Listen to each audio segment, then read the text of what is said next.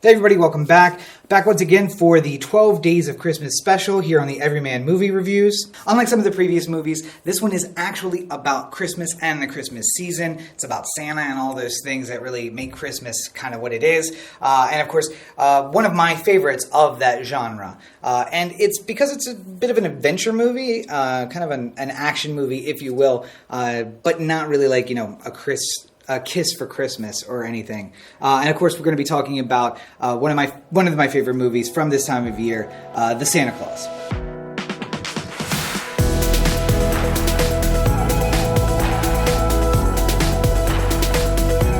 So let's jump into the pleasantries first. The Santa Claus was written by Leo Benvenuti and Steve Rudnick. It was directed by John Pasquin. It is, of course, starring 90s superstar Tim Allen as Santa, aka Scott Calvin. Eric Lloyd plays his son Charlie, and they're supported by a fantastic cast. So the Santa Claus, of course, is different from Santa Claus. The Santa Claus is the clause that says how Santa is replaced. The movie starts out with Tim Allen and his son being at home and having not a fantastic Christmas. I'm going to talk about several times as we go through here the 90s way of having like not so great dads learn a lesson at Christmas and try to be better dads. Well, this is one of those. Scott Calvin, not a great dad. Works too much, worried about being a divorcee and going out and having fun, and less about his son and what his son is worried about. But that all changes because his son comes over for a Christmas visit, and just after he puts him to bed, they hear hoofs on the roof. Scott goes outside to investigate, startles the strange man standing on his roof, knocks him off, and splat, he lands on the ground. As any adult is known to do, Scott goes digging through his pockets trying to find some identification and finds nothing but a small card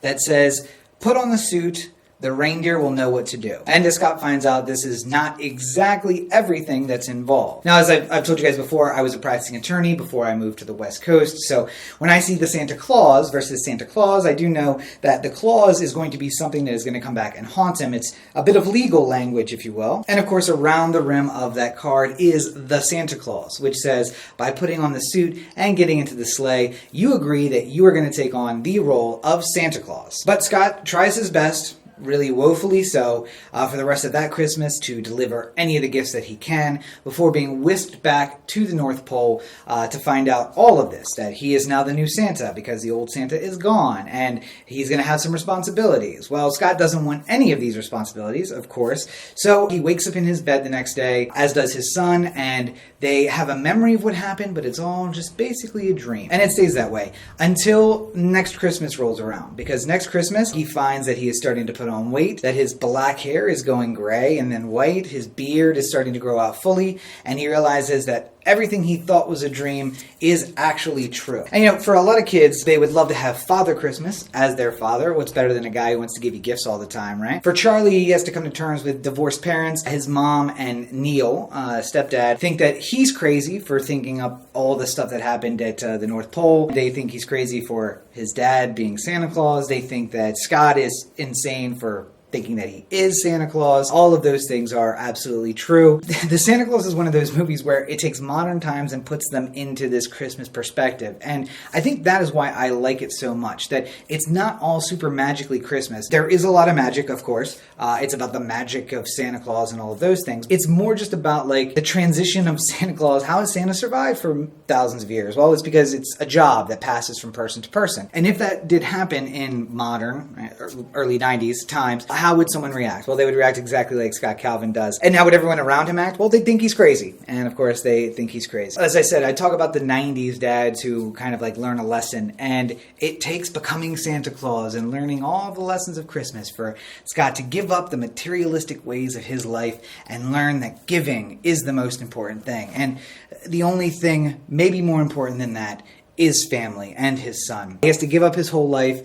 He takes on the job of Santa Claus, and he learns to love that job and to love his family in a new way. And of course, it's a happy ending. Why wouldn't it be? It's a Christmas movie. And this movie spawned a couple of sequels where different stuff is going wrong. And I think it spans a different gap. Some of the previous movies I've talked about have been like, hey, let's get you in the Christmas spirit because this movie's not really about Christmas. It's about something else, and just thematically is around around Christmas and kind of gets you in a side door to the Christmas spirit. Then there's other ones that are like It's a Wonderful Life or Miracle on 34th Street, and those movies are such Christmas classics that just seeing them can kind of get you into the spirit of Christmas. And then there are ones that are about like the magic of Christmas, and I really, really hate those movies. A Christmas Kiss or, you know, A Marriage for Christmas. Like, I will not even watch those like Disney Channel type movies because it just annoys me. But this is the kind of movie that I really do like. That it is about Christmas. It's about a guy becoming Santa Claus. So in that way, it kind of makes you joyful. Because I am so grinchy, generally speaking, I also get that sentimentality that Scott Calvin has. That, you know, he doesn't really like Christmas. Christmas is a consumer holiday for him. He really just wants to kind of get through it and push on to make what he can out of it. He's a salesman, so he wants to, like, you know, make a profit during that time and not get into the feelings of it. And I feel like most of December, that's how I feel. Like Scott, I like to be transformed.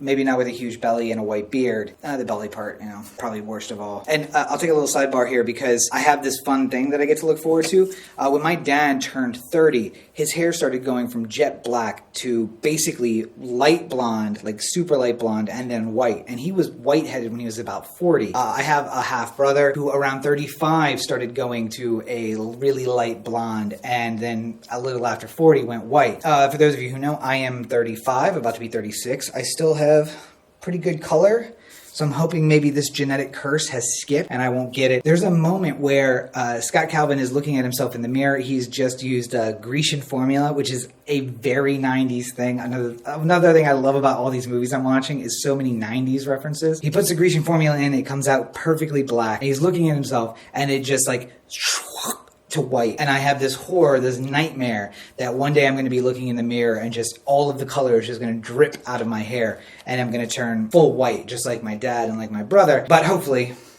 I haven't cursed myself and spoken that to the universe. We're still looking all right. Back to the point that, you know, he comes to embrace the holiday and all the great things about Christmas, that it's not just about consuming, not just about being a consumer, but about the spirit, about family, and about giving. I believe I also watched this on Disney Plus. It would make sense that it's a Disney movie in the Disney universe, so I would expect that you'd be able to find this on Disney Plus. It should be relatively easy to find. It is kind of like in that Shrek vein. I always use Shrek as a descriptor for these kind of movies because it is perfectly safe to watch with little kids around. They'll enjoy every bit about this movie, but there are some exchanges between Santa and his elves and the ex-wife and her new husband and him that are very adult, and in the way that Shrek kind of hides those adult themes and those adult jokes underlying in a way that the kids won't understand. It has those, and I think that makes it really enjoyable for adults to watch with kids because they don't get that, but you can get like a little like, oh, wink, I got you, thank you. And Tim Allen, I think, was really good at doing those kind of movies through the 90s. I would recommend the sequels to this too. I'm not going to do reviews for the sequel, but I enjoyed especially the Santa Claus 2. 3, maybe a little much, but Martin Short played the villain in 3, so, you know, I love Martin Short, and I think that that's another great movie to check out. We have a great way into the holiday season in a Christmas movie that is about Christmas, but that is really enjoyable. So while you're stuck inside with the family, while you're at home alone and really not into the Christmas spirit, it doesn't matter what the situation is, go out, check out The Santa Claus. It is 100% worthwhile, and hopefully it'll help you, as it helped me, get into that Christmas spirit.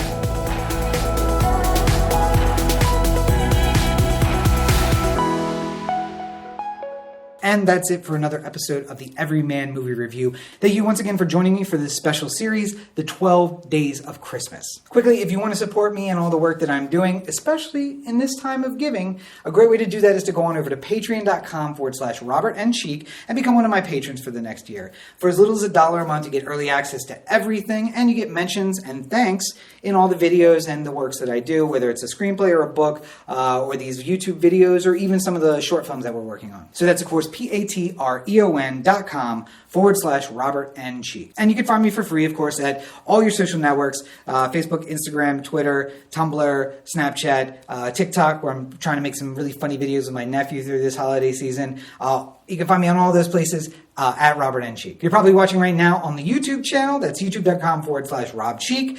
Please make sure you check out all the other videos, my usual Everyman Movie Reviews, the Rob Explains series, and I got a lot of exciting stuff coming. So why not hit that subscribe button? Give me a gift for the holiday season. And you know what? Give yourself a gift. Hit the notification button so you know when I post my next video. And if you're listening to this in podcast form, of course, you're probably doing so at anchor.fm/Everyman Movie Reviews. And you might not be directly on that site, but Anchor is where you're going to be able to find a link to wherever it is that you listen to podcasts. And of course, don't forget to check out robertncheek.com, where it's got more information about me and everything that I'm working on. You got nothing but time. It's the holidays. You're sitting around. Go check it out. And if in between these shows and the movies that you're going to be watching, of course, from the 12 Days of Christmas, you got a little extra time, make sure you check out the Oh the Anthem podcast. New episodes of that podcast come out every Tuesday. You can find more information at ohtheanthem.com. The videos are available at youtube.com/ohtheanthem, and you can find it at anchor.fm/ohtheanthem in podcast form. Thank you guys once again for joining me again for this special series.